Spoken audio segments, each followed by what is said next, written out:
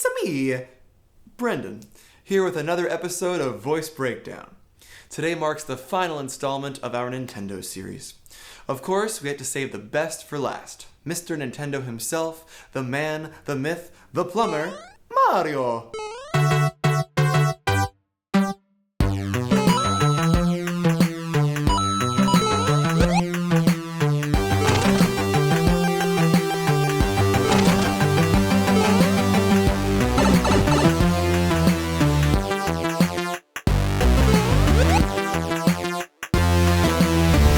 Let's break Mario's voice down.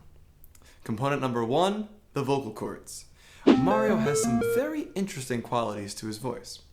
While typically on the high-pitched side, he often has these moments during which he goes in and out of a disconnected falsetto register and a more connected chest voice. He will quickly alternate between these two registers. This is actually similar to how yodelers sing.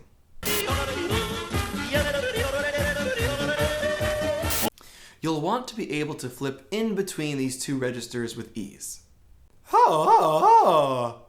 This is done by varying both the pitch and the levels of compression.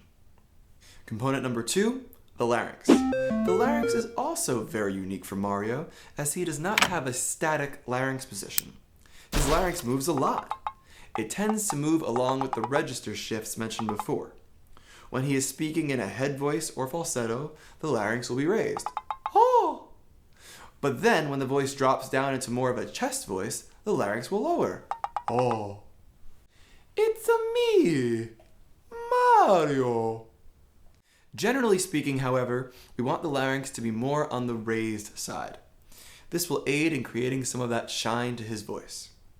Component number 3, the tongue. The tongue is not too important of a component for this voice. I am certainly raising the back of the tongue, however, which also brightens up the voice a bit. The tongue will be important for how he articulates some of his sounds, but more about that when we talk about articulation. Component number 4, the soft palate. We know that the positioning of the soft palate affects the resonance of the voice. We want a lot of nasal resonance for Mario's voice. A lowered soft palate, a raised tongue, and a raised larynx will all help to create that bright voice that Mario has. Component number 5, articulation. Given that Mario and Luigi are brothers, it makes sense that they would have similar articulation patterns. Just like we said for Luigi, Mario is going to use what we call epenthesis. This refers to adding sounds in between words and at the ends of words. For Mario, it is very common for him to add or where they don't belong. He doesn't say, "It's me, Mario," but "It's a me, Mario." Additionally, sometimes his R sounds are produced as what we call an alveolar tap. An alveolar tap is when our tongue quickly taps the alveolar ridge. The alveolar ridge is the bump right behind your top front teeth. Another way to think of it is that area where you burn your mouth when you eat pizza too fast. Oh man! That's a universal New York experience. You can hear the alveolar tap in words like better.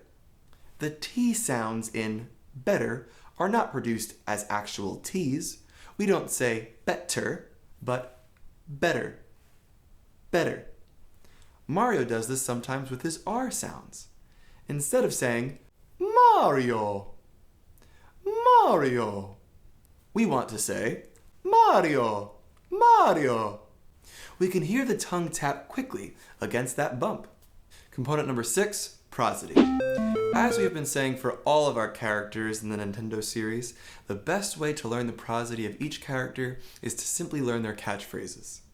Pay attention to the rhythmic and melodic changes in these catchphrases. Listen to these a few times and see if you can copy them. It's me, Mario. Mamma mia. Wahoo! Wahoo! Welcome to Mario Kart. Select your player. Prende. Let's go. Here we go. Wow! While it is definitely easiest to simply practice these specific catchphrases, if you are trying to speak for longer periods of time like Mario, we can think of his prosody as energetic and excited. This means that he typically has a loud volume with great fluctuations in pitch. Let's recap. Component number 1, the vocal cords. Mario's voice goes in and out of higher and lower pitches and varies its levels of compression. We need to be able to flip between these two vocal cord coordinations. Component number 2, the larynx. Mario has a fluctuating larynx position, rising when speaking in his higher pitches and dropping when he lowers his pitch. Component number 3, the tongue. We can raise the tongue slightly to help add some brightness to his voice. Component number 4, the soft palate. Let's lower the soft palate to add some nasal resonance. Component number 5, articulation. We want to have epenthesis in Mario's speech, meaning that he adds vowels where they don't belong, and we want to make his R sounds sometimes be produced as alveolar taps. Component number 6, prosody. For our Nintendo characters, we said that they typically have short catchphrases that they often say. Listen to these catchphrases numerous times and see if you can memorize the rhythmic and melodic patterns. We can also describe Mario's prosody as energetic and excited. Thank you for watching New York Speech Coaching Voice Breakdown episode number 16. Be sure to check out future episodes of Voice Breakdown, the show where we teach you how to imitate some of the most iconic voices like me, Mario.